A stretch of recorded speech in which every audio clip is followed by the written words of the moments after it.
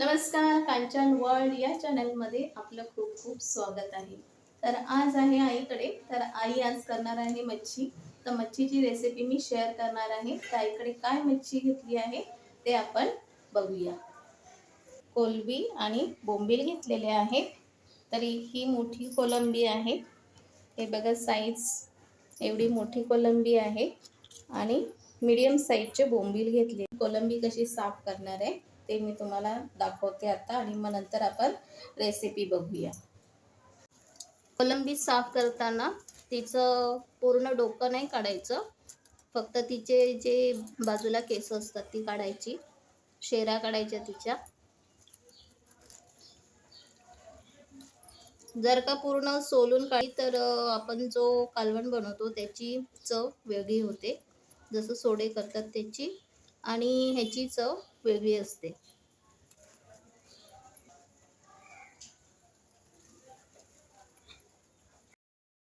हे बघा इथे साफ करून झालेली आहे.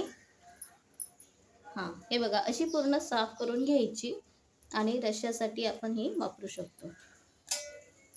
तर इथे बघा मच्छी साफ करून झाली आहे. रेसिपीला सुरुवात करूया. तर इथे स्वच्छ धुतलेली कोलंबी घेतलेली आहे आणि त्याचबरोबर इथे मी एक छोटा कांदा कापून घेतलेला आहे.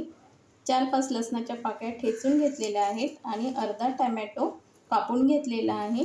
तर हे साहित्य आणि याच्या व्यतिरिक्त आपण मसाले वगैरे घालणार आहोत, तर ते पण बघूया. तर इथे पातेले गरम करत ठेवलेलं आहे. आपण ह्याच्यामध्ये तेल घालूया. 2 मोठे पळी तेल घालायचं आहे. तेल गरम झालंय. आधी यामध्ये आपण लसणाच्या पाकळ्या घालायच्या आहेत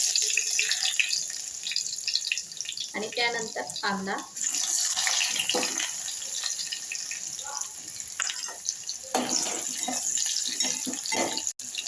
1-2 मिनिटं तेलामध्ये परतून घ्यायचं आहे. कांदा असा मस्त परतून झाला की यामध्ये टोमॅटो घालूया. टोमॅटो 2 मिनिटं परतून घ्यायचं आहे. नरम होऊन द्यायचं आहे टोमॅटोला. तुम्ही झाकण दिलं तरी चालेल, टोमॅटो लवकर नरम होतो. मी असंच केल्यावर 1-2 मिनिटं परतून घेते. हे बघा टोमॅटो मस्त असा नरम झालेला आहे. कांदा आणि टोमॅटो छान नरम झालाय. आता आपण ह्याच्यामध्ये मसाले घालूया. यामध्ये आता अर्धा चमचा हळद घालते आणि इथे 2 मोठे चमचे मी मसाला, बघा हा आगरी मसाला आहे. तर हे आपण असं परतून घ्यायचं आहे. हे बघा परतून घेते. छान असा मसाला ह्याच्यामध्ये अर्धा मिनिट फक्त आपण परतून घ्यायचं आहे आणि यामध्ये साफ केलेल्या कोलंब्या सोडायच्या.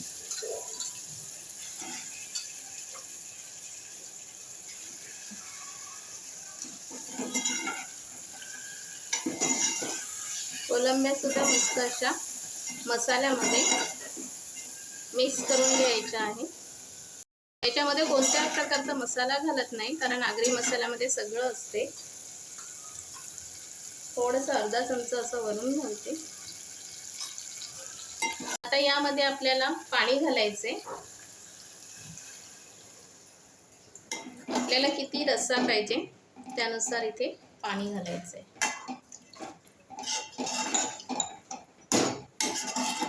1 कप पाणी मी दिलेलं आहे. लागलंच तर थोडंसं पाणी मी घालेन. तर हे बघा 5 मिनिटं झालेले आहेत आणि अशी उकळी आलेली आहे. अजून हे शिजलेले नाही आहेत. अजून आपण 4 ते 5 मिनिटं शिजवून घेणार आहोत. तर ह्यांना मी शिजत ठेवते अजून. बघा आता कालवण जे आहे, म्हणजे कोलंबी जी आहे ती शिजत आलेली आहे. आता ह्याच्यामध्ये आपण वाटण घालणार आहोत. आता हे फक्त सुकं खोबरं भाजून ह्याचं वाटण केलेलं आहे. तर हे आपण यामध्ये 2 चमचे घालूया आणि चवीनुसार मीठ घालूया.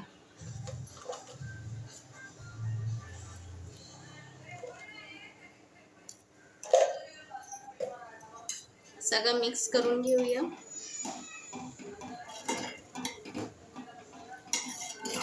आता वाटण छान ह्याच्यामध्ये मिक्स होईल. 2-3 मिनिटं आता आपण शिजून घ्यायचं आहे. आपलं कोलंबीचा कालवण तयार होईल.